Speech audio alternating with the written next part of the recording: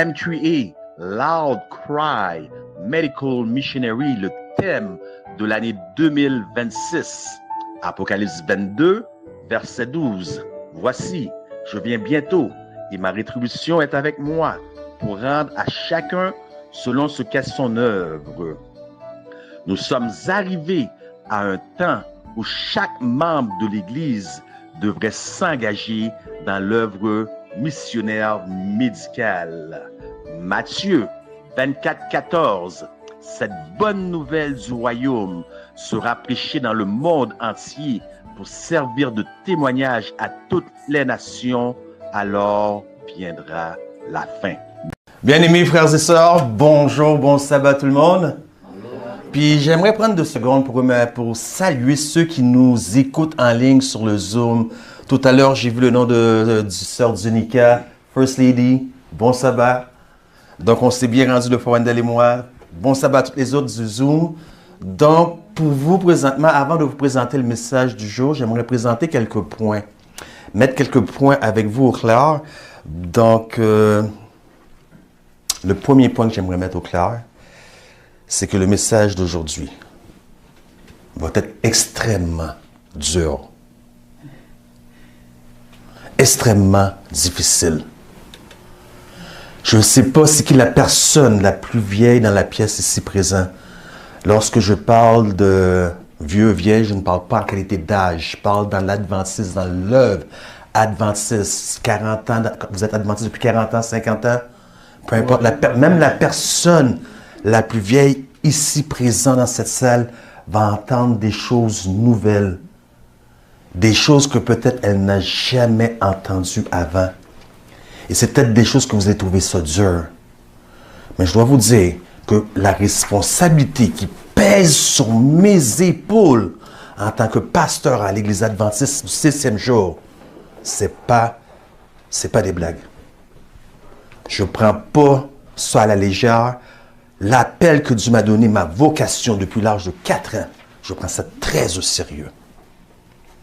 Je suis pasteur. J'ai servi aussi comme évangéliste pendant une dizaine d'années dans les Amériques latines. Donc, à ma connaissance personnelle, je peux avoir tort, mais je ne connais pas aucun autre pasteur non trinitarien dans toute la corporation du Québec. Donc, vous comprenez pourquoi je ne vais pas adorer dans les autres églises. Donc, c'est rien de personnel entre moi et eux. Mon statut est toujours en bonne uniforme, mais vous allez entendre des choses très difficiles. J'espère que vous allez garder l'esprit ouvert. Je ne suis pas un dissident. Même moi, lorsque je les ai appris, j'ai dit ça se peut pas. Même au niveau du message père et fils, j'ai appris des choses juste en faisant des recherches sur le message d'aujourd'hui. J'ai dit ça se peut pas. Ça se peut pas. Mais il faut avoir l'esprit ouvert parce que si je n'avais pas eu l'esprit ouvert, je n'aurais jamais fait partie du mouvement Père et Fils lorsque Fawandel m'a présenté le message. Fawandel, c'est mon grand frère en arrière qui est avec moi. Donc, gardez l'esprit ouvert parce que ça ne sera pas un feel-good message. Deuxième point, comme j'aimerais partager avec vous. Comme c'est ma première visite aujourd'hui à votre église, je ne sais pas, je vais t'inviter. J'ai l'intention de tout livrer comme ça doit être livré, mais ça se peut que je dépasse le temps qui m'est alloué. Parce que le message, il en vaut la peine, il est long. Donc, si je vous parle, ne soyez pas timide, ne soyez pas gênés, vous pouvez me répondre. Ça, c'est la façon que j'avais trouvé lorsque j'étais en Alberta, lorsque je pesais les églises en Alberta, de faire participer la foule afin que, parce que des fois, après 20-30 minutes, le cerveau commence à manquer d'oxygène. Donc, les gens ferment les yeux. Donc, c'est une façon de... Donc, si je vous parle, gênez-vous pas, vous pouvez me répondre. Vous pouvez me répondre, ce n'est pas un problème. Donc, sans plus tarder, nous allons débuter le message par une courte prière. Éternel, notre Dieu, notre Père,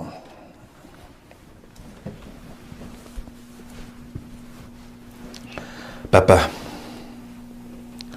je m'apprête à rentrer avec tes enfants dans le lieu très saint.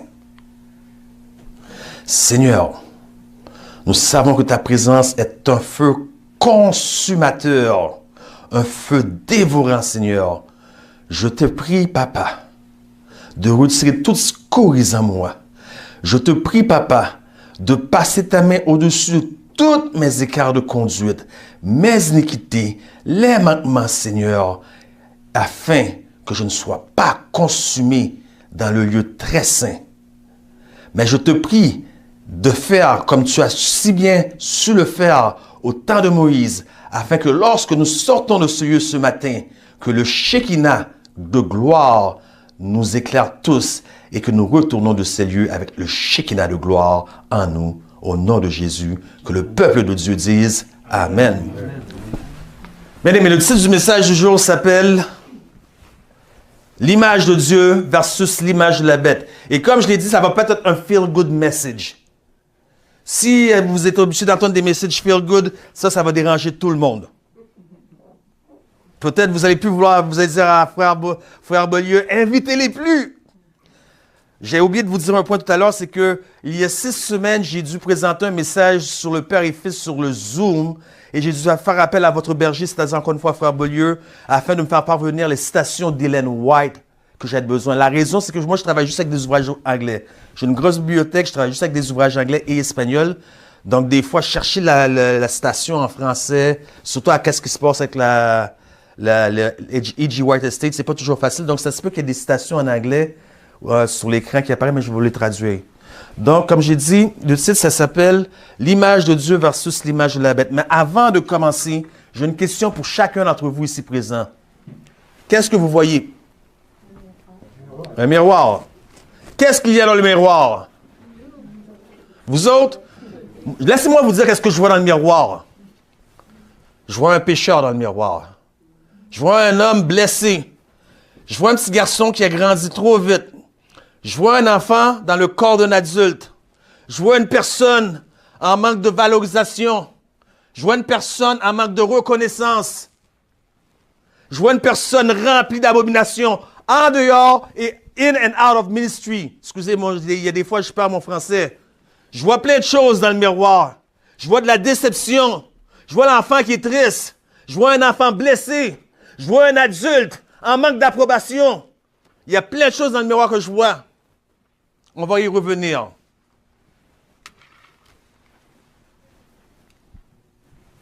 Pour avancer. Juste cliquer sur l'image avec la souris. Ah, OK. L'image de Dieu versus l'image de la bête. Non, clique là. OK. Dans la Bible, bien-aimé, vous trouvez une série de répétitions. La Bible au complet est faite de répétitions. D'ailleurs, le retour de Jésus, vous retrouvez sur le retour de Jésus un verset sur 25. C'est juste des répétitions. Dans nos vies personnelles, nous ne faisons que des répétitions. Et encore une fois, la grande corporation de l'Église, n'oubliez pas, je ne suis pas ici pour bâtir l'Église aujourd'hui, mais vous devez rester avec moi. La grande corporation des Églises répète l'histoire d'Israël. L'Israël ancienne. C'est plein de répétitions. Laissez-moi vous donner des exemples de répétitions. Dans la Bible, nous trouvons le mec dit à sa femme, Genèse 4, 23, le mec dit à sa femme, Ada et Silla, écoutez ma voix, femme de le mec, écoutez ma parole, j'ai tué un homme pour ma blessure et un jeune homme pour ma meurtrissure. Combien de personnes le mec a tué? Le texte semble nous indiquer qu'il a tué 2 personnes. Mais c'est une répétition. Dans le langage théologique, on appelle ça du parallélisme. Le mec a tué une seule personne. Jean 21, 15, des exemples de répétition. Après qu'ils eurent mangé, Jésus dit à Simon-Pierre, Simon, Simon, fils de Jonas, m'aimes-tu? M'aimes-tu plus que ne m'aime ceci? Il répondit, oui Seigneur, tu sais que je t'aime. Jésus lui dit, paix, mes agneaux. Combien de fois Jésus a répété la même phrase? M'aimes-tu Pierre? M'aimes-tu Pierre? C'est bien, sœur Julie, 3 fois. Combien de fois Pierre avait renié Jésus? Qu'est-ce qu'il y a ici? Restauration. Vous allez comprendre pourquoi au cours du message. Soyez très attentifs. Il y a restauration. C'est un exemple. C'est un exemple de répétition. Je vous en donne un autre. Apocalypse 14, 8. Et un autre ange, un second ange suivi en disant, elle est tombée, elle est tombée, Babylone la Grande, qui a abreuvé toutes les nations du vin de la fureur de son impétuosité. Pourquoi c'est pas dit elle est tombée? Pourquoi faut qu'il répète? Est-ce qu'il pensait qu'on était sourds? Pourquoi faut répéter? Parce qu'il y a, vous allez comprendre pourquoi. L'importance des répétitions, on retrouve ça tout au long de la Bible. Mais voilà la répétition sur laquelle j'aimerais que vous portez très attention. Genèse, la Genèse, c'est une tendance chez Dieu. Dieu vit, premier chapitre de la Genèse, Dieu vit que cela était bon, même très bon. C'est répété quasiment après chacune des œuvres que l'Éternel fait dans la création. Dieu vit que cela était bon. C'est une répétition. Pourquoi les répétitions? Lorsque vous trouvez des répétitions dans la Bible, c'est que Dieu attire votre attention. Dieu est en train de vous dire, prêtez attention à ce que je vais vous dire, c'est très important. Dieu attire notre attention. Dieu veut nous dire qu'il est créateur. Très important. Créateur. Chacune de mes mots sont pesés. Vous allez comprendre plus devant qu'il est un créateur. Donc, tout ce que Dieu fait est bon, même très bon. Cependant, il y a un groupe de gens appelés les rois de la terre. Comme vous voyez, je ne prêche rien d'autre que la vérité présente. Juste la vérité présente. Appelés les rois de la terre. Qui, eux, ont décidé que ce que Dieu fait n'est pas très bon. Eux, ils ont décidé que ce qu'eux, ils ont à offrir, c'est meilleur que ce que Dieu a à offrir. Et qu'ont-ils à offrir? Qu'ont-ils à offrir à ce monde, à nous? Ce qu'ils veulent nous offrir, c'est un monde de paix et de sécurité. Pour eux, c'est mieux ça que ce que Dieu a fait. C'est mieux ça que ce que Dieu a à offrir. Un monde de paix et de sécurité. Et lorsque nous parlons de paix et de sécurité, ça inclut aussi la santé. Allons voir exactement le monde qu'ils veulent nous offrir, puisque eux, ils ne sont pas d'accord que ce que Dieu a fait était bon. Eux, ils croient que ce que eux, ils ont à offrir, c'est meilleur que ce que Dieu a à offrir. Allons voir.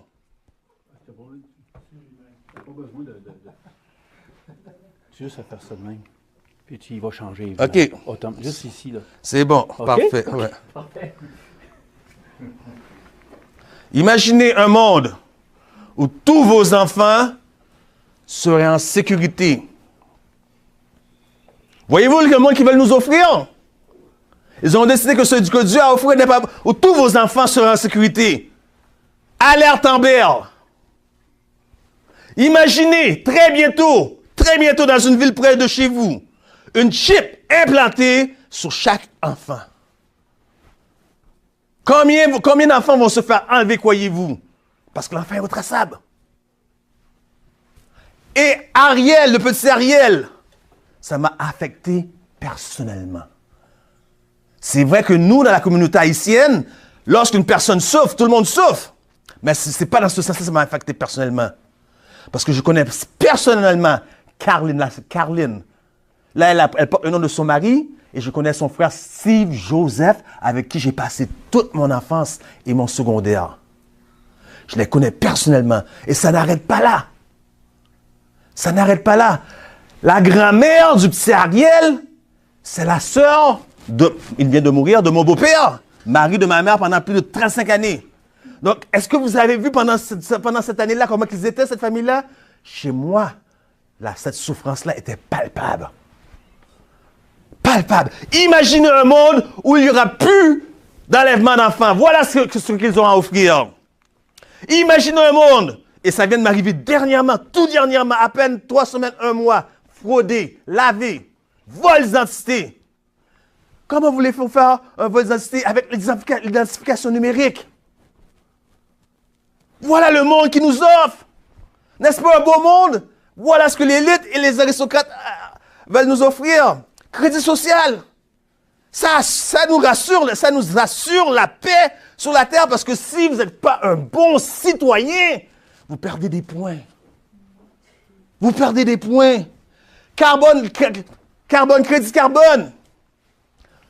Ça, c'est l'empreinte écologique. Je ne parlerai pas de changement climatique parce que s'il y a un adventiste qui croyait au changement climatique, vous êtes dans l'erreur. Je vous le dis tout de suite, vous êtes dans l'erreur. Vous n'êtes pas adventiste, vous êtes évolutionniste. Vous n'êtes pas créationniste. On ne parlera pas de changement climatique. On va parler d'empreinte écologique. L'empreinte écologique. C'est bon. Tellement de gaspillage sur la Terre. D'ailleurs, l'empreinte écologique, les scientifiques et les experts disent que ça prendrait 1,5 stade. La grosseur d'un stade et demi par personne. Là, c'est du gaspillage. Tandis qu'avec le carbone crédit, le crédit carbone, ils peuvent décider, bon, vous avez tout acheté. Toi, tu habites tout seul, tu n'as pas besoin de tout ça. Moi, j'ai ma petite entreprise. Et je fais du ménage. Et je suis allé chez une femme qui m'a appelé pour venir faire du ménage chez elle. Je suis arrivé là, une maison sur 3 étages, même pas marié, pas d'enfant, pas de petits-enfants. Vous êtes tout seul, vous avez besoin de tout ça, de tout cet espace-là pour vivre. Voilà qu'est-ce que ça fait le crédit carbone. Imaginez un monde où est-ce que vous pouvez être ce que vous voulez, car vous avez l'intelligence de tout faire grâce à une puce qu'on va vous implanter. Et cette puce-là, c'est un ordinateur, l'ordinateur le plus puissant au monde. 90 milliards de millions de données à la seconde. Vous êtes presque un dieu. Voilà le monde qu'ils ont à offrir. Regardez, on vient de passer à travers, en passant, je dis des mots différents. C'est parce que je vais mettre la vidéo sur ma chaîne YouTube, puis je ne veux pas qu'on me coupe. Je ne veux pas être censuré parce que YouTube m'a déjà enlevé 4 vidéos, Facebook m'a coupé 3 fois, plus, en tout cas. Donc, regardez, un monde où le monde sera en santé. Et tous, et même dans le mouvement Père et Fils, ils dorment sur les connaissances du missionnaire médical. Tous de votre missionnaire médical, tous devraient savoir comment soigner les maladies. Pas de pilule, pas de drogue, pas de piqûre de couleuvre dans le bras ou dans les fesses ou peu importe. Aucun de ces poisons ne devrait entrer là. Ça, c'est directement relié au nombre de la bête. Il y a l'image, il y a la marque de la bête et il y a le nombre. Qu'est-ce que le nombre de la bête? On présente un problème. La solution, le problème, Dieu a-t-il réellement dit?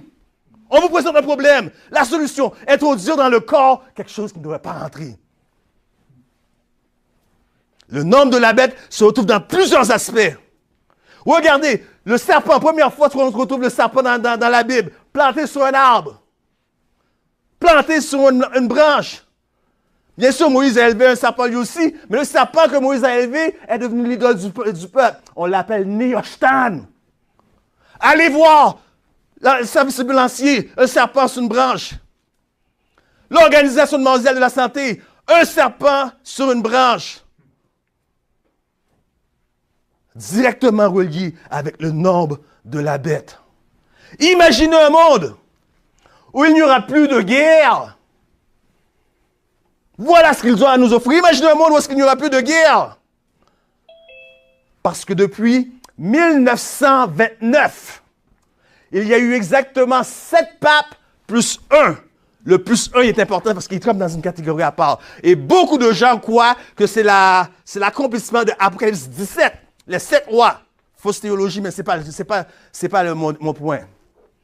Et regardez ce qui se passe actuellement. Guerre Russie-Ukraine. Pourquoi? C'est pour ça que je vous ai dit le plus 1 est important. Parce que les 7 papes ont échoué d'obéissance. Obéissance à quoi? Pour qu'il y ait la paix dans ce monde, il y avait une révélation qui avait été donnée. Dédier ce monde à Marie. Ça a été fait lorsque l'apparition de Marie est apparue à Fatima. Elle a dit, dédiez le monde à moi. Et les 7 papes, c'est ce qu'ils ont fait. Pas tous, plusieurs l'ont fait. Mais on a encore la guerre, et surtout la guerre Russie-Ukraine. Pourquoi? Parce que ceux qui l'ont dédié ce monde ont choisi volontairement de dédier le monde au complet à Marie, une dédicace à Marie, mais en retirant certains pays. Entre autres, nous avons la Russie, l'Ukraine n'était pas inclus lorsqu'il y a eu la dédication. C'est dernièrement que Pape François a consacré la Russie et l'Ukraine. Le monde en général aussi, mais la Russie et l'Ukraine à Marie. Mais qui est ce Marie? C'est pour ça que je vous ai dit, il y a des choses que vous allez entendre la première fois de toute votre vie. Qui est le mari à qui le pape a consacré le monde? Merci, ma sœur. Merci. Tu as raison. Mais je vais donner plus de détails parce que je veux que tout le monde le sache. Ce mari-là, c'est la troisième personne de la Trinité. Je vous ai dit même en tant que notre trinitariens, vous allez entendre des choses pour la première fois. Quelle est la troisième personne? Nous savons, nous, même moi, lorsque j'étais dans les adventistes trinitariens, nous savons que c'est le Père, son Fils, et la troisième personne, en tant que trinitariens, c'est le Saint-Esprit. Mais dans les vrais catholiques, je vous le dis, je vous dis, ça ne serait pas un message, ça vous dit des choses, vous allez entendre pour la première. Les vrais catholiques, ce n'est pas le Père, le Fils et le Saint-Esprit. Savez-vous c'est qui? Père, Fils et Marie. Et vous savez qui est ce mari? Elle s'appelle Sémiramis. Et qu'est-ce que Alexander Hislop a écrit dans son livre? C'est un grand historien. L'adoration du soleil à Babel, à Babylone, c'est l'adoration de, ma soeur l'a dit, Satan. Voilà le monde qu'ils veulent vous offrir. Un monde où règne la paix et la sécurité et aussi la santé. Mais nous savons une chose, c'est que lorsqu'ils diront paix et sécurité, qu'est-ce qui va arriver? Merci, merci. Alors vous dites, Pasteur Guillaume, nous on aime ça, c'est ce que tu viens de dire, c'est bien recherché, mais nous à l'Église Agapé, ça ne marche pas comme ça. Nous on ne veut pas l'aspect social, politique, économique, on veut juste du spirituel. Parce que ça, c'est l'image de Dieu versus l'image de la bête. On veut juste du spirituel. Alors, on va voir. Qu'est-ce qu'ils nous ont à nous offrir exactement? Ils ont à nous offrir un monde utopique. Un monde utopique. En d'autres mots, une image. Mais l'image de qui? L'image de quoi? Et regardez ce que l'Apocalypse nous dit. Parce que beaucoup de gens le semblent oublier. Beaucoup de gens disent, moi, je ne prendrai jamais la marque de la bête. Et vous croyez que ça c'est juste ça? Je ne prendrai pas la marque de la bête? Qui est l'adoration du dimanche? Non, c'est un package deal. Tout le monde comprend, package deal? Je ne sais pas comment le traduire. C'est un package deal. Regardez. Et je vis comme une mer de verre mêlée de feu, et ceux qui avaient vaincu la bête, son image, un nombre de son nom. La bête a aussi un nom, il y a un nombre. Comment elle s'appelle? Le nom de la bête, on va voir. Debout sur la mer de verre, ayant des harpes. Donc, vous devez obtenir la victoire sur l'image, sur la bête, sur son nombre et sur son nom. C'est un package deal. Arrêtez de dire, moi, je ne prendrai jamais la marque de la bête. Vous devez être victorieux sur tout. Donc, c'est une image, c'est un monde utopique que les grands ont à nous offrir. C'est une image. Et cette image, ce n'est pas l'image de Dieu. Vous savez, c'est quoi le problème avec cette image-là? Parce que les toutes choses qu'ils ont à nous offrir, c'est pas mauvais. Mais savez-vous, c'est quoi le problème? Ça va faire de vous, ça va vous plonger dans le civisme. Le civisme va vous amener dans l'humanisme. Et par cela, vous venez de défaire tout le message du troisième ange. Justification par la foi. Qui s'obtient uniquement en Jésus. Comprenez-vous le danger de tout ça? OK, vous voyez l'aspect spirituel. Trouvons-nous d'autres images dans la Bible? Bien sûr. La déportation des Juifs à Babylone. 3 déportations. Et ici, nous voyons la statue de Nebuchadnezzar. Mais ce n'est pas Nebuchadnezzar qui est adoré. C'est la statue. Donc l'image a autant d'autorité que la vraie chose. C'est l'image. Et les historiens scholars et érudits nous disent qu'il y a eu entre 10 000 et 60 000 déportés à Babylone. Entre 10 000 et 60 000 parce qu'ils ne sont pas capables d'avoir un consensus. Mais ils savent, ils sont certains qu'il y a eu entre 10 000 et 60 000 qui ont été déportés en Babylone. OK, prenons 60 000. Comment ça se fait-il qu'il y ait 60 000 déportés que seulement 3? Hey, toi sont tenus debout. Toi n'ont pas échoué. Comment se fait-il? Prenons le cas, juste 1000 hommes.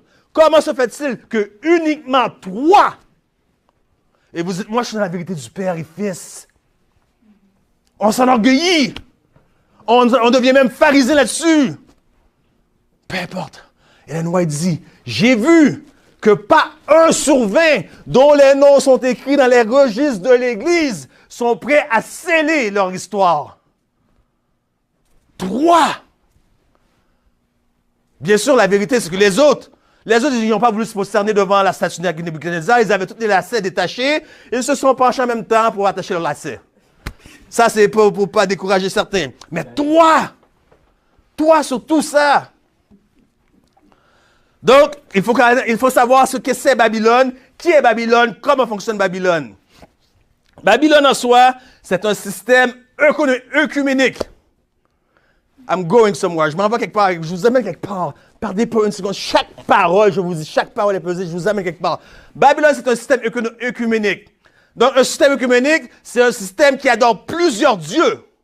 Plusieurs dieux. Il y a un dieu au-dessus de ces dieux-là pour les contrôler. Donc, vous êtes libre de rentrer. La seule chose à faire, c'est que vous faites des compromis et vous vous rejoignez au milieu. Combien de dieux il y avait à Babylone? 36 dieux. Un Dieu pour dominer sur tous ces dieux. 36 dieux. Prenez votre calculatrice, ne prenez jamais la parole d'un prédicateur, même moi, comme acquis. Prenez votre calculatrice lorsque vous arrivez à la maison. Faites 1, plus 2, plus 3, plus 4, plus 5, plus 6, plus 7, plus 8, plus 9, jusqu'à 36. Ça vous donne quoi? 666. 36 dieux. Un Dieu pour dominer sur tous ces dieux. Et ce Dieu-là s'appelle Marduk. Ces dieux-là, comme c'est égal, il faut être égal, ces dieux-là étaient adorés chacun pendant 10 jours. 36 fois 10, ça donne combien? Merci, 360. Merci, mon frère. 360, géométriquement parlant, ça donne quoi? Souvenez-vous, lorsqu'on était à l'école, à la rapporteur d'angle, ça donne quoi, 360? Non, un cercle, qui l'a dit? Merci, sur le tourneau. Ça donne un cercle. Qu'est-ce que vous pensez que ce cercle représente? Le soleil. Merci, frère Wendell. Ah, ben, le soleil, combien de phases a le soleil? Lever du soleil. Le soleil a son zénith. Ça veut dire le soleil a son zénith vers midi, le coucher du soleil. Combien de phases a le soleil? 3 phases. Mettez 3 cercles comme ça. 3 cercles, ça va faire, veut pas, une forme de triangle. Un triangle égal donne combien? 60 degrés. En forme de géométrie en mathématiques. 60 degrés. Le zéro vaut rien. Enlevez les zéros. Vous avez 6, 6, 6 encore une fois. Voilà le système qu'il y avait à Babylone. Le Babylone, ça donne un cercle, ça représente le soleil. Pourquoi? Parce que Babylone était une nation superstitieuse. Elle consacrait un as pour chaque journée. Regardez. Le lundi était consacré à la Lune, le mardi à Mars, le mercredi à Mercure, le jeudi à Jupiter, le vendredi à Vénus, le samedi à Saturne, le dimanche au quoi? Au soleil. Au soleil. Et nous avons vu qu'il y a une trinité qui consiste à la vraie trinité dont beaucoup de catholiques, eux autres, l'ignorent même, qui n'est pas le Saint-Esprit, qui est Dieu le Père, son Fils Jésus-Christ, et Marie. Marie qui est Sémiramis, donc c'est l'adoration à Satan. Je n'ai pas honte de le dire parce que eux autres même ils le disent. Donc d'où viennent ces croyances-là pour les jours? Ils viennent de Tammuz. Qui est Tammuz? Tammuz, c'est le fils de Sémiramis et du roi Nimrod. Mais lorsque Dieu confondit les langages dans Genèse 11, ils ont été appelés par d'autres noms dans d'autres pays. En Égypte, Tammuz, c'était Horus. D'où nous tenons horoscope. Vous comprenez pourquoi? Mais dans tout ça, Lune, Mercure, Vénus, Soleil, Saturne, il manque pas une planète? D'après vous, où est la Terre? Que pensez-vous que Pape François essaie de faire avec toutes ces affaires écologique, sur le changement climatique? Qu'est-ce que vous pensez? Est-ce que les catholiques seraient en avance sur nous, qui sont censés être des étudiants de la Bible? OK. Donc, nous allons voir une autre place où on trouve une autre image. Là, j'ai mis le texte en anglais parce que la 6 semaines, comme j'ai dit, c'est votre berger qui m'a envoyé des citations. Là, je ne voulais pas lui imposer le fardeau une seconde fois. J'ai mis certaines citations en français de l'esprit de prophétie. Je les ai en anglais et en français ici. Donc, ici, je ne vais pas perdre beaucoup de temps là-dedans parce que des fois, les traductions, ce n'est pas pareil. C'est juste pour vous montrer. Ézéchiel chapitre 8. Juste avant que l'Éternel détruise, juge sa nation, son peuple, pour sa désobéissance.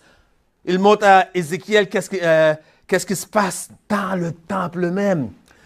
Et regardez, Ézéchiel 8, verset 3 à 5, nous savons que l'Éternel va partir du temple. Mais qu'est-ce qui le fait partir? Qu'est-ce qui le fait quitter son temple? Qu'est-ce qu'il y avait? Une image de jalousie. N'oubliez pas que le message s'appelle l'image de Dieu ou l'image de la bête. Il y avait une image de jalousie. En d'autres mots, une idole. Maintenant, nous allons le voir en français. Il étendit une forme de main et me saisit par les cheveux de la tête. L'Esprit m'enleva entre la terre et le ciel et me transporta dans des visions divines à Jérusalem, à l'entrée de la porte intérieure du côté du septentrion où était l'idole de la jalousie. Donc, il y avait une image de jalousie. Souvenez-vous de l'Esprit de Dieu, l'image de Dieu versus l'image de la bête. Il y avait une image de jalousie. À cause d'une image de jalousie, l'Éternel a quitté son temple. À cause d'une image, l'Éternel Dieu a quitté son temple. Et lorsque le Dieu s'en va, Dieu ne s'en va pas. Et moi, je m'en vais, mais je vous laisse mon esprit. Quand je pars, il part. Là où Dieu est, son esprit est. Dieu a quitté le temple. Donc, l'esprit de Dieu n'est plus dans le temple. Et qu'est-ce qu'on voit? L'adoration à Tammuz, des femmes qui pleurent Tammuz. Une abomination après l'autre. Des femmes qui pleurent Tammuz. Les anciens ont le dos tourné à l'autel et la face vers le soleil. L'adoration au soleil encore. Parce que l'Esprit de Dieu n'est pas là à cause d'une image. Retrouvons-nous aujourd'hui, à l'heure actuelle où je vous parle, une image de jalousie à l'entrée de la porte à l'église nominale adventiste du 7e jour, causant l'Éternel de quitter son temple. Retrouvons-nous cela aujourd'hui même. Oui, voilà l'image. Le triquetra. Ça, c'est l'image de jalousie à l'église adventiste du 7e jour même qui est devant la porte, qui cause l'Éternel de quitter son temple. Triquetra ou triquera. Et regardez, cette image se trouve même sur la Sainte Bible. Et vous savez quoi? Cette image se trouve... Regardez la même image. Regardez la même image. C'est quoi ça? Est-ce que quelqu'un qui sait c'est quoi? Une table de Ouija. Vous savez, j'avais 18 ans, bien-aimé. J'avais 18 ans. J'étais avec ma copine et ma petite amie. On a joué à Ouija. Je ne pensais pas que c'était dangereux. C'était innocent. Là, on posait une question à la planche. Les choses bougeaient. Et moi, je me disais, bon, c'est elle qui fait bouger ça. C'est elle. Et Puis mon ami posait une question. C'était la bonne réponse. Elle disait, ben non, c'est toi qui as bougé. On a décidé, on va chacun d'entre nous poser une question que personne ne connaît la réponse que nous-mêmes. Et la planche a répondu la bonne réponse à chaque fois. Quand j'ai vu cela, je travaillais dans un Burger King de nuit. L'autobus passait devant chez moi. J'ai pris, avant d'aller travailler, j'ai pris la planche de Ouija. Je l'ai rentrée dans le canal. La nuit. Et j'ai pris l'autobus, je suis allé travailler. Je suis revenu le lendemain matin. Cette même planche de Ouija était sortie du canal, ouvert. Vous croyez que quelqu'un dans la nuit est descendu à sortir ça, il l'a laissé sous le canal en attendant que je revienne? Qu'est-ce que le satanisme vient faire avec la parole de Dieu? Nous avons vu, parce qu'il y avait une image de jalousie qui a causé Dieu quitter son temple. Une fois que Dieu quitte, son esprit quitte, et les abominations, une après l'autre rentrent. Y a-t-il eu des abominations qui sont rentrées une après l'autre depuis que l'Éternel a quitté son temple? On va voir. La Trinité, de Trinity God, la fondation de toutes les fausses religions. Aucune doctrine n'est plus fondamentale. Nous parlons de la doctrine de la Trinité. Elle est plus fondamentale et plus emphasée dans la franc-maçonnerie que celui de la Trinité. Qu'est-ce que la franc-maçonnerie? Le satanisme. Qu'est-ce que le satanisme vient faire avec la Trinité? Et pourquoi, si c'est du satanisme et c'est relié avec la Trinité, pourquoi les chrétiens adorent-ils des dieux polythéistes alors qu'on est censé être une religion monothéisme?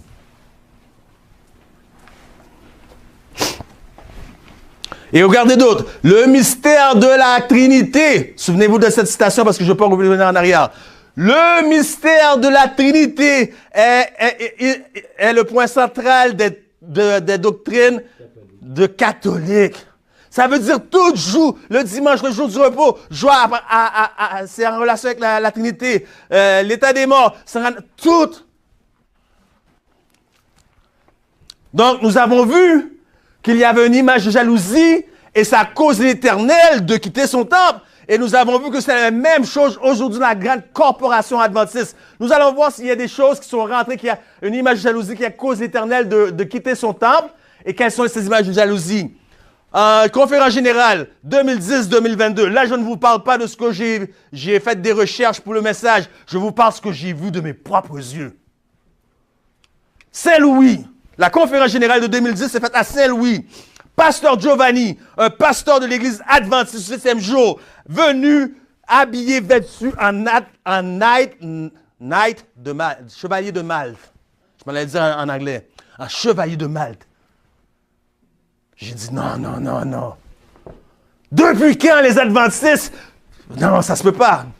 Le samedi, sa conférence générale était télévisée. C'était notre opportunité de présenter le message de 3 anges au monde entier. Pasteur Louis Whitlow, qu'est-ce qu'il a fait? Un concert rap. Un concert rap. Du rap. Ouais. Voilà qu'est-ce qu'il a fait. Voilà. Notre église. Défilé des nations. Conférence générale 2010. Un homme avec le drapeau du Vatican. Kiosque. Il y avait des kiosques, mais je ne sais pas, c'est pas des kiosques en anglais, c'est des booths. C'était un curé catholique. Curé catholique.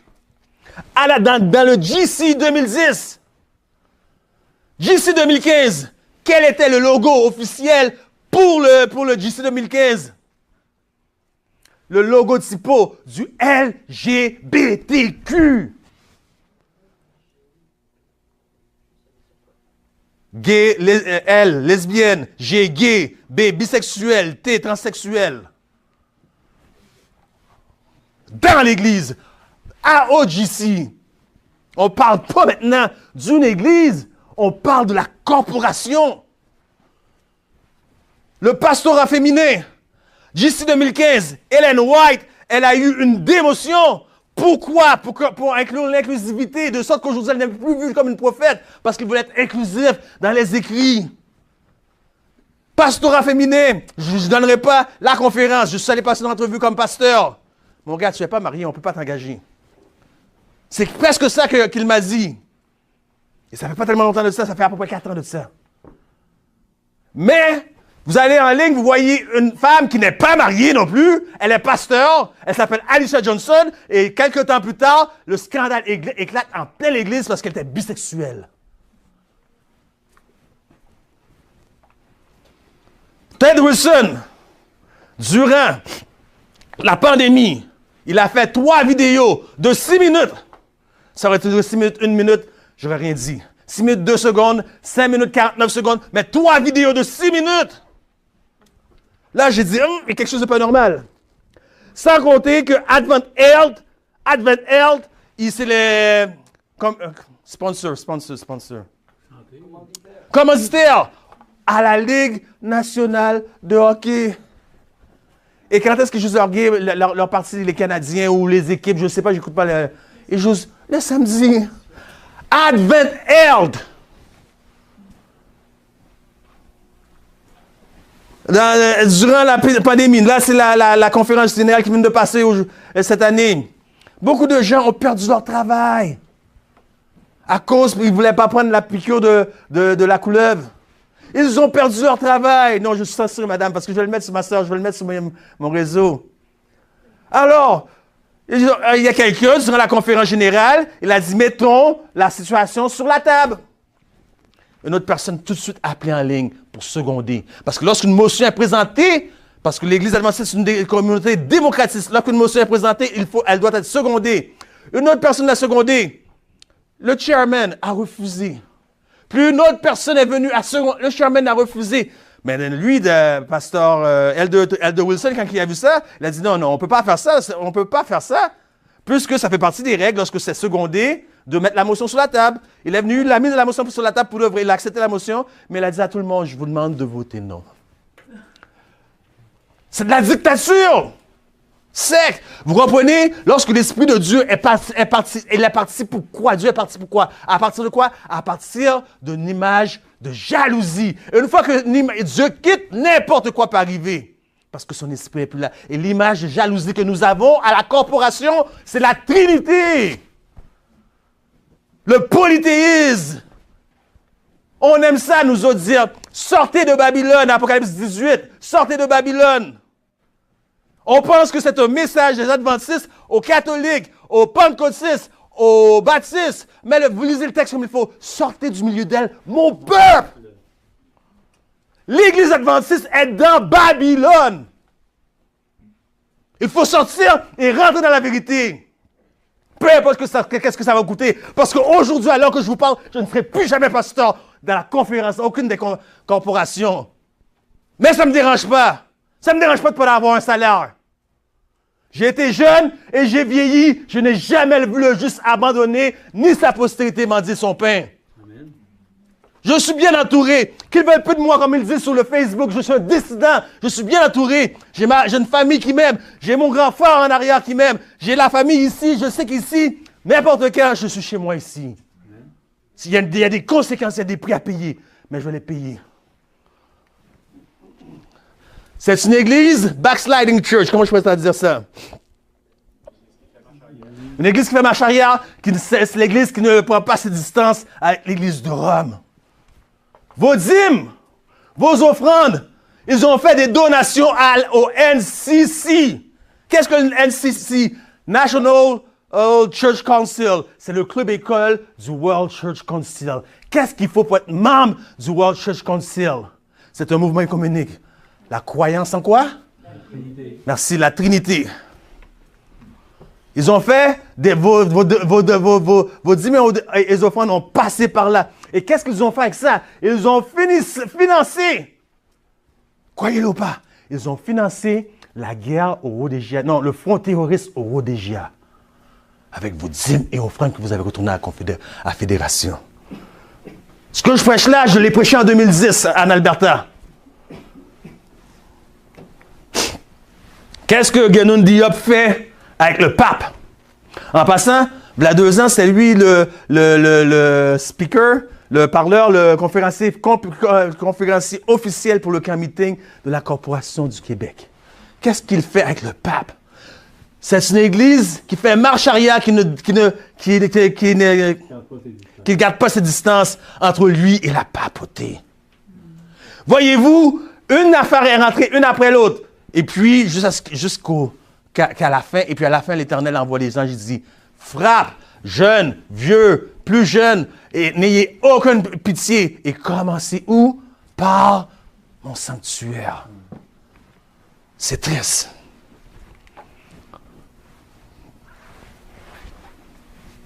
Ça, c'est les montants, là, je vous ai parlé de l'Odésia, mais je vais passer parce que je vois le temps, là. Donc, la Trinité, au Conseil de Nicée, très important, bien-aimés, très important. La Trinité est rentrée dans le monde adventiste, dans la chrétienté, à partir du Conseil de Nicée. Mais l'important que vous devez retenir, c'est pas la question que la Trinité est rentrée dans le Conseil de Nicée en 325. Il y avait quelque chose de plus important au Conseil de Nicée. Savez-vous c'est quoi? Constantin avait eu des problèmes avant.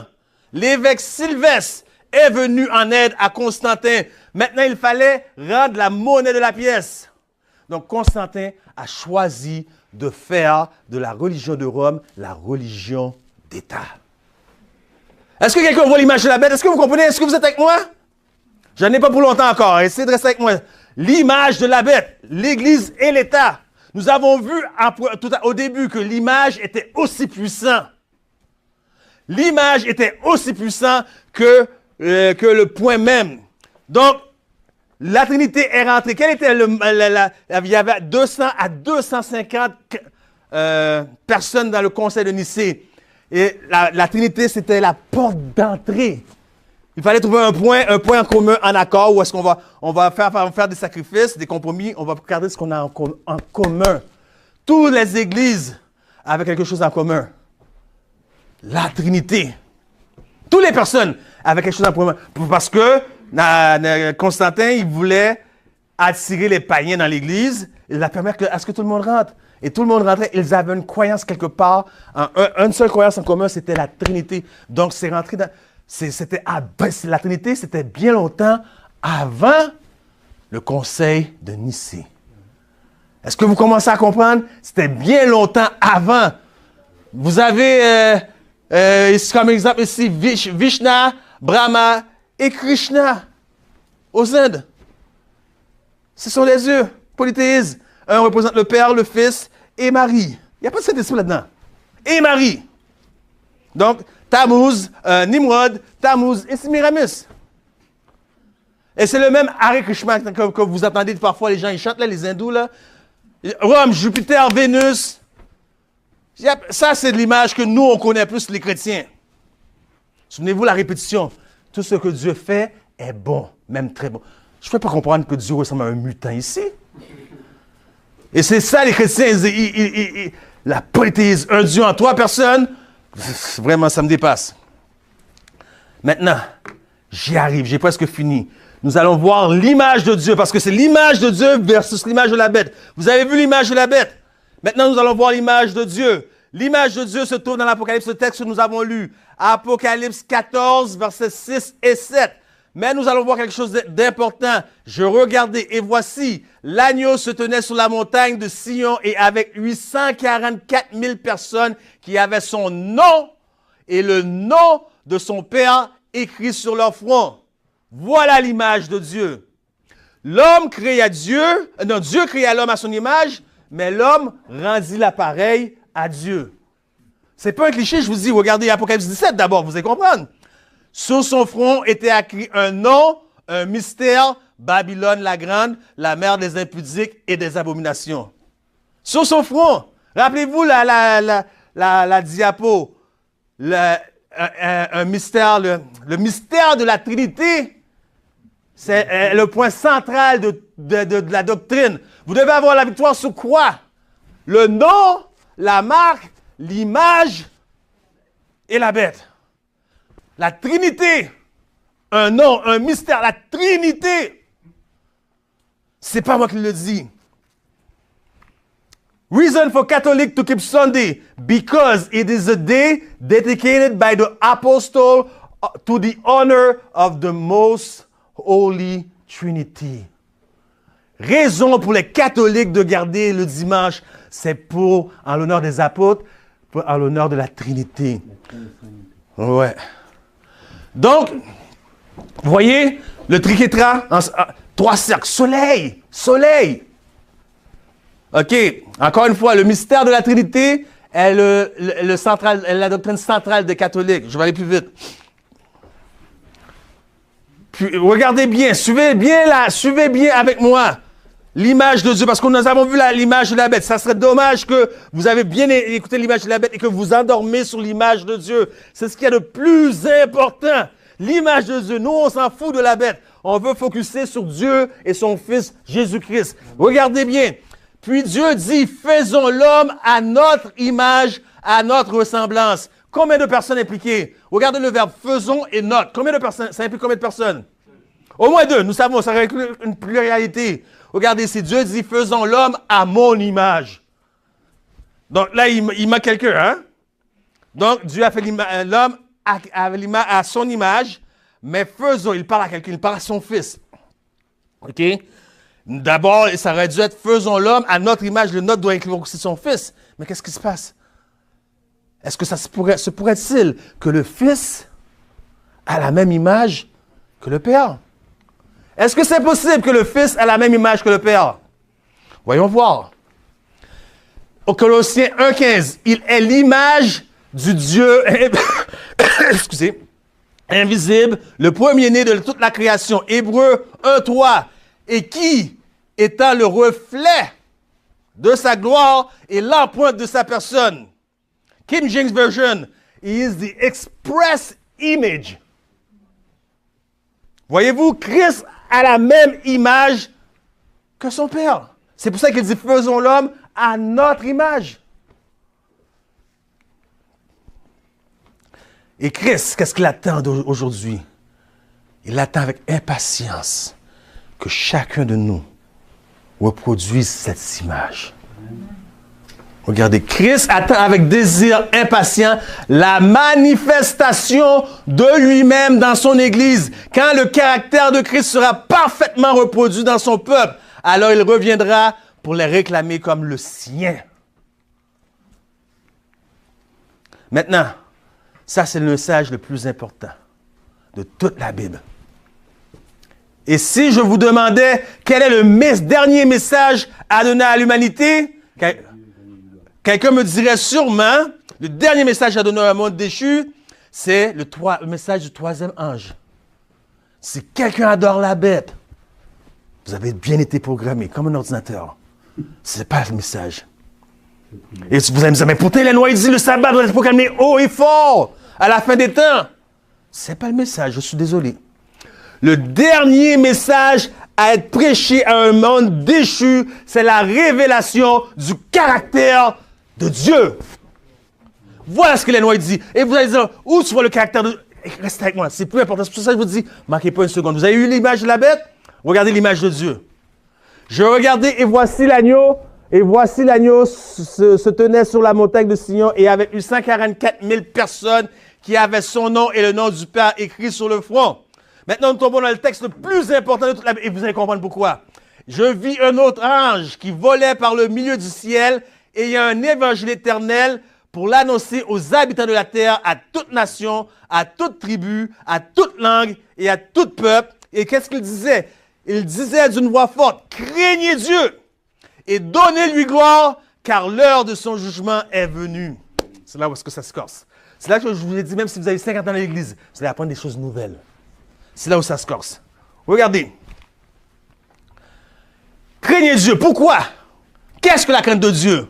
La crainte de Dieu, c'est le commencement de la sagesse. Mais le pardon se trouve auprès de toi afin quoi? Afin qu'on te craigne.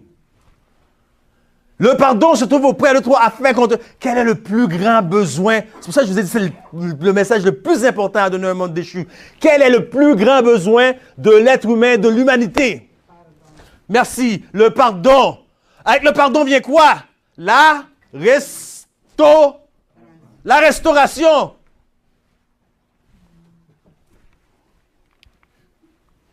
Bien-aimé. Bien-aimé. Écoutez bien attentivement. Dieu donna son Fils, Jésus-Christ, pour nous. Vous devez comprendre qu'il y a une grande controverse. Dieu créa son Fils. Dieu engendra son Fils, je veux dire. Dieu engendra son Fils. Et nous ne savons pas quand, mais quelque temps que j'ignore, il a commencé à faire les anges. Son Fils a été engendré, mais les anges sont tous des êtres créés. Le premier ange à être créé, c'est un ange qui s'appelle Lucifer. Écoutez-moi bien, Lucifer. Et lorsque Lucifer est sorti des mains de Dieu, il était à ça de l'éclat, de la gloire que possédait le Père et son Fils. Est-ce que vous comprenez? C'est pas beaucoup, il n'en manque pas beaucoup. Il était à ça, Lucifer, de l'éclat de gloire que possédait Dieu et Jésus. Puis Dieu fit toute l'armée céleste. Après ça, il convoqua toute l'armée céleste devant lui, lui disant, maintenant, vous devez adorer mon Fils au même titre que moi. Au même titre que moi. Ça n'a pas fait l'affaire de Lucifer. Jusqu'à ce qu'il soit exclu du ciel. Il est venu, il a trompé nos premiers parents. Et là, Dieu avait un plan de rechange, un plan d'avance parce que Dieu, rien ne prend Dieu par surprise. Mais lorsque c'était le temps d'appliquer le plan du salut, patriarche et prophète nous dit, ce ne fut pas sans un combat que Dieu consentit à donner son Fils. Comprenez-vous qu'est-ce qui se passe? Dieu a vidé le ciel pour toi, pour moi. Il a vidé son compte en banque pour toi et pour moi. Et Christ est venu, il a dit, je les ai fait connaître ton nom, la restauration. Dieu dit, faisons l'homme à notre image. Christ a restauré l'image de Dieu. Par son sacrifice sur la croix. Voyez-vous, j'étais un homme toute ma vie. Encore aujourd'hui, je lutte avec ça qui est très jugemental. Je suis très dur avec les gens. Je manquais d'empathie, je manquais de sympathie avec les gens parce que j'étais un homme dur avec les gens. Et dans les années, fin des années 80, début des années 90, je ne sais pas si vous étiez à quelques-uns d'entre vous à Montréal, il y a eu une vague de suicides. Une vague de suicides. Des gens qui étaient en couple, qui se séparaient, et l'homme ne pouvait pas supporter cette perte. Il montait sur le pont Jacques-Cartier, il se jetait en bas, il se suicidait. Aujourd'hui, ils ont mis ça sur le pont, là, comme vous voyez, ça fait une courbe, afin que les gens ne puissent pas grimper et sauter en bas. Et moi, je jugeais ces gens-là, bien-aimés. Pourquoi je les jugeais? Je disais, la mère des femmes n'est pas morte. La mère des hommes n'est pas morte. Pourquoi vous allez vous suicider pour un homme, une femme? Vous allez en trouver un autre. J'étais vraiment sans cœur de penser ça. Mais regardez comment la vie nous apprend des leçons. En 2008, je devais me marier. Je devais épouser une dame à Longueuil. Le mariage a été avorté. Très important ce que je vous dis. Le mariage a été avorté. Je n'ai jamais eu de mariage. Ça va être un scandale. Et la séparation, cette séparation-là, m'a rendu incapable de fonctionner. J'ai été 1 an en dépression. Sur le 1 an en dépression, j'ai été suivi 3 ou 4 mois par des professionnels de la santé. C'est sûr, ils me prescrivaient des pilules, mais moi, c'est sûr, je ne mets pas de drogue dans mon corps. Mais j'étais suivi. J'avais plus la force pour me réveiller, sortir de mon lit le matin, parce que sortir de mon lit le matin, ça me faisait mal. Puis je ne parle pas symbolique, je parle littéral. J'étais tellement en dépression. J'étais sur le point où j'étais rendu que mourir serait un avantage pour moi. J'avais le mal de vivre. J'ai arrêté le travail, je n'étais pas fonctionnel. J'ai dû arrêter de travailler. J'ai reculé du retard dans mon loyer. Peut-être 4 mois de retard dans mon loyer. Dieu merci, le loyer appartenait à l'université adventiste où est-ce que j'étais en Alberta. J'ai dû lâcher l'école pendant presque 1 an de mes études pastorales. Voyez-vous à quel point j'étais en dépression pour une séparation. Et c'était moi qui disais, la mère des femmes, la mère des hommes n'est pas morte. Et combien de temps de relations j'ai eu avec cette femme-là et d'amitié avant la fréquentation que j'ai eue avec la femme. En tout et partout 7 ans. En tout et partout 7 ans. Regardez qu'est-ce que ça fait sur ma vie, cette séparation-là. Imaginez, entre le 8 puis le 11 juillet 2008, justement, sur la une du Journal de Montréal, un homme est mort, 72 ans, je pense. 1 heure plus tard, sa femme est décédée lorsqu'elle a appris la nouvelle. Voyez-vous la séparation? Qu'est-ce que ça fait? Ça fait 50 ans peut-être qu'ils étaient mariés. Regardez qu'est-ce que ça a fait. Elle ne pouvait pas supporter après 50 ans de mariage d'être séparée. C'était trop. Ça fait trop mal la séparation. Ce jour-là, je me suis repenti pour toutes les fois que j'ai jugé quelqu'un qui s'est suicidé parce qu'il a été séparé de sa femme ou de son mari. Mais peut-être quoi? Après 10 ans de mariage? 20 ans? 50 ans de mariage? Mais regardez maintenant. Regardez. Juste avant. D'éternité. Je sais que ce n'est pas le contexte, mais c'est pour vous montrer. D'éternité en éternité. Ils étaient deux. Ils étaient... Où est cet esprit? Non, ils étaient deux. Imaginez, c'est un 50 ans de mariage, vous n'êtes pas capable de supporter. Imaginez le père qui voit son fils, il y a une séparation dans la divinité. Imaginez comment le père a dû se sentir. Imaginez comment son père s'est senti devant la séparation. Il est là, il voit son fils, il ne peut rien faire.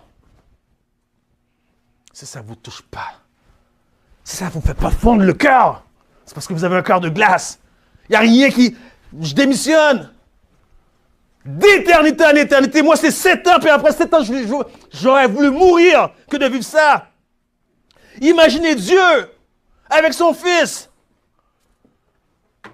On lui crache dessus. Il n'a pas dérobé son dos au crachat, aux ignominies. La façon dont il était crucifié, c'était des clous de 6 à 9 pouces. C'est gros comme ça. Les médecins disent, il n'y a pas aucune dose de morphine qui aurait pu supporter cette douleur-là, soulager cette douleur-là. Il devait utiliser les muscles de son dos pour respirer. Voilà sur quoi le monde focus. Voilà sur quoi les chrétiens focus sur une telle image comme ça. Mais ça n'a rien à voir avec la mort de Jésus.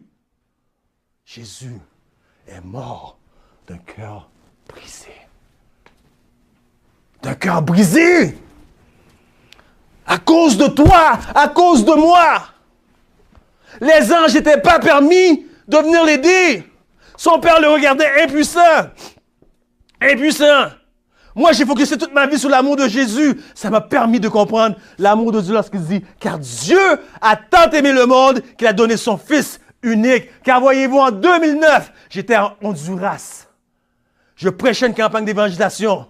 À la fin du message, une sœur est venue et a dit « Pasteur, peux-tu venir chez moi prier pour mon fils? » Le lendemain, je suis allé chez la dame en question.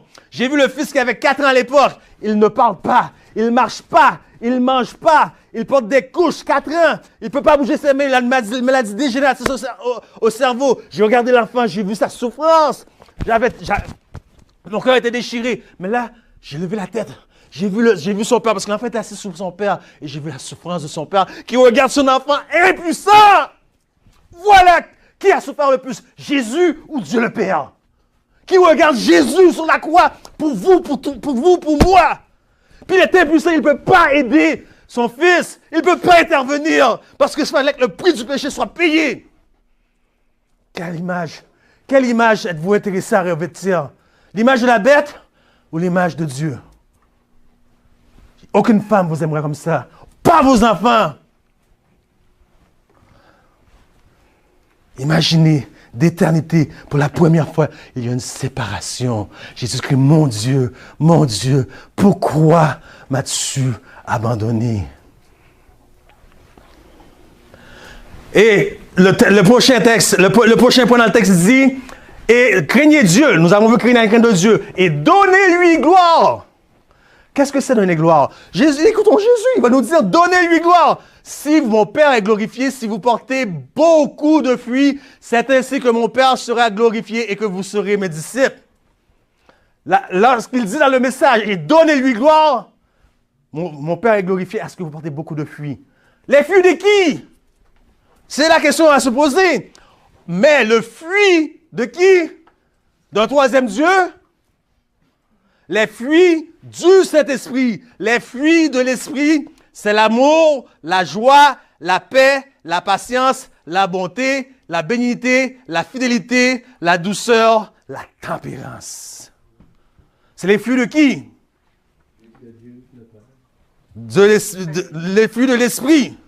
L'Esprit, c'est un troisième Dieu ou ça appartient à quelqu'un? Merci, mon frère. Car l'heure de son jugement est venue. C'est là que ça se corse. Car l'heure de son jugement est venue. Le jugement de qui? Non. Le jugement de qui est venu? Non. Car l'heure de son jugement est venue. Qui est assis au banc des accusés ici? Le jugement, vous allez me dire, ah, pasteur, non, là, t'es un apostat ou un hérétique, là. Les livres sont clairs. Daniel 7 nous dit les livres furent ouverts. On le fait avancer devant l'ancien des jours et les livres furent ouverts. Et là, chose nous dit que c'est Dieu qui est assis au banc des accusés. Oui, c'est Dieu qui est assis au banc des accusés. Vous ne me croyez pas? Je vous ai expliqué, lorsque Dieu créa le monde, il créa les anges, il créa Lucifer. Apocalypse 12, 7. Il y eut guerre où? Dans le ciel. Qui combattit? Quelles étaient les deux personnes en guerre? Quels étaient les deux clans? Michel et Lucifer. Ils combattirent le dragon. Ils combattirent. Pourquoi? Justement, parce que Dieu le Père a décidé que, après que son fils serait adoré, il a convoqué tous les anges pour dire que son fils doit être adoré au même titre que lui. OK? Donc, ça n'a pas fait l'affaire de Lucifer. Quelque chose s'est produit dont nous ignorons. C'est un mystère. Ça n'a pas fait l'affaire de Lucifer. Après cela, ils se sont mis, lui et le fils, ils se sont mis à la faire la création. Ça n'a pas fait l'affaire de Lucifer. Lucifer n'était pas permis dans la création du monde. Dieu a créé un conseil où uniquement lui et son fils, ça n'a pas fait l'affaire de Lucifer. 3 points. Au baseball, on dit strike 3, you out. 3 points. Lucifer n'était pas content. Alors, qu'est-ce qu'il a fait? Il a fait sa propre campagne d'évangélisation, sa campagne électorale. Voilà ce que Lucifer a décidé de faire. De se faire une campagne électorale. Il est allé voir tous les anges du ciel, un par un. Il a dit, Dieu est injuste. Dieu nous a mis des lois et des restrictions qui privent notre liberté, qui ne sont même pas, qui peuvent même pas être respectées. Est-ce que vous commencez à comprendre pourquoi c'est Dieu le Père qui est assis au banc des accusés? Dieu a mis des lois. Alors, qu'est-ce qui se passe? Dieu se doit de produire un peuple capable de se tenir devant lui sans intercesseur.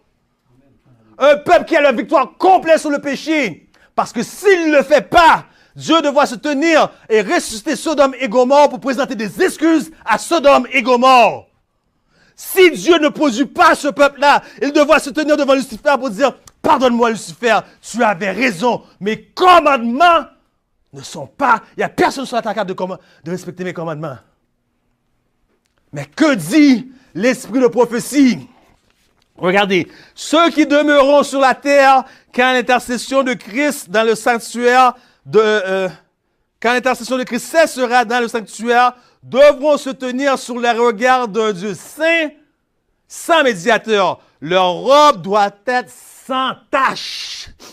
Leur caractère doit être purifié du péché, être vainqueur dans la bataille contre le mal. Il doit y avoir un travail spécial de purification et de terminaison avec le péché.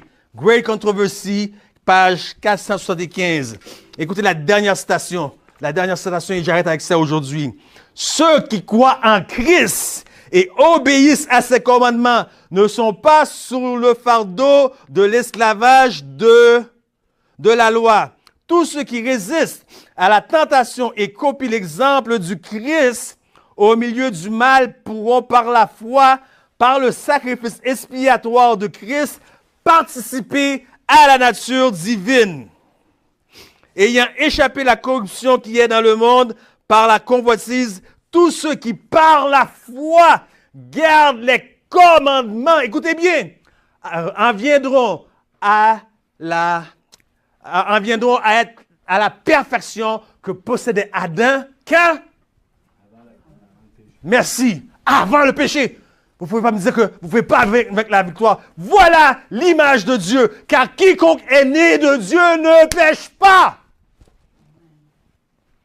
Voilà l'image de Dieu. Est-ce que c'est cette image-là que vous voulez ou l'image de la bête?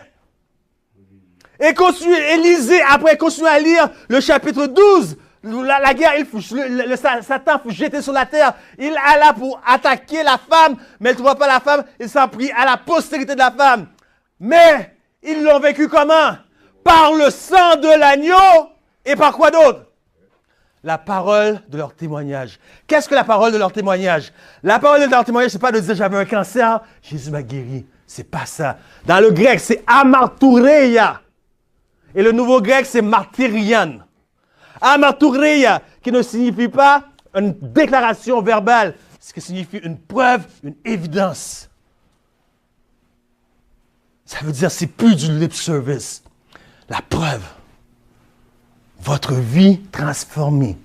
Ils l'ont vécu à cause du sang de l'agneau et de leur parole, de leur témoignage. Je vous ai demandé tout à l'heure, lorsque j'ai commencé le message, qu'est-ce que vous voyez? Je vous ai dit qui je voyais. Maintenant, je change la question. Qui voyez-vous? Est-ce que quelqu'un voit le fait de son visage ou voyez-vous Christ? Reflétez-vous la douceur de Christ. Reflétez-vous l'image de Christ. Reflétez-vous le caractère du Christ, la paix, la patience de Christ. Reflétez-vous l'amour de Dieu. Qui voyez-vous dans ce miroir? Reflétez-vous l'amour de Dieu. Là, la colère, compatissant, riche en bonté et en fidélité. Qui voyez-vous? Qui voyez-vous? Est-ce que vos voisins, lorsqu'ils vous regardent, ils voient Jésus en vous? Qui voyez-vous?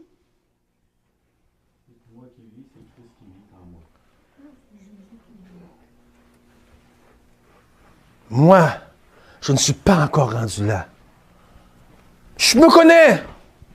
Et puis, je n'ai pas honte de le dire parce qu'il n'y a aucun d'entre vous qui a ni ciel, ni enfer à me mettre dedans. Je ne suis pas encore rendu là. Je fais comme Paul, je cours, je regarde. Mais voilà ce que je vous demande. Y a-t-il d'autres personnes ici qui savent que vous n'êtes pas encore rendu là? C'est le désir le plus ardent de votre cœur de refléter cette image. Parce que c'est le dernier message à donner à l'humanité. Ce n'est pas Babylone est tombée. Ce n'est pas le message du sabbat. Mais c'est de refléter parfaitement le caractère de Dieu. Alors, de sorte que le monde, vous n'avez pas à leur ouvrir la Bible pour leur donner une étude biblique, pour leur prêcher. Vous êtes vous-même. Votre vie, c'est le message. Votre vie, c'est l'étude. Vous savez que vous n'êtes pas rendu là. Moi, je ne suis pas encore rendu là. C'est le désir de mon cœur. Y a-t-il d'autres personnes? S'il y a quelqu'un d'autre, je vais vous inviter à venir avant. J'aimerais prier pour vous. J'aimerais prier pour vous. S'il y a quelqu'un qui sent qu'il a besoin de refléter cette image, qui n'est pas rendu là, regardez ni à gauche, ni à droite. Ce n'est pas l'affaire du voisin. C'est ça. Ouais. Si quelqu'un veut-il avancer, venez. Tous ceux qui sentent le besoin de refléter cette image, vous n'êtes pas là.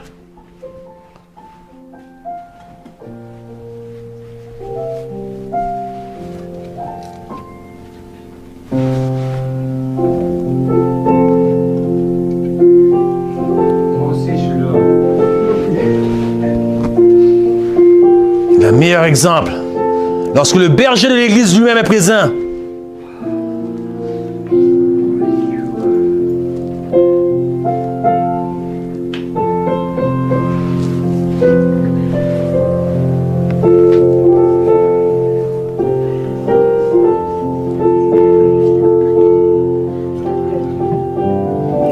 Ok, pour ceux qui peuvent, je vais vous inviter à vous mettre à genoux, j'aimerais prier pour vous.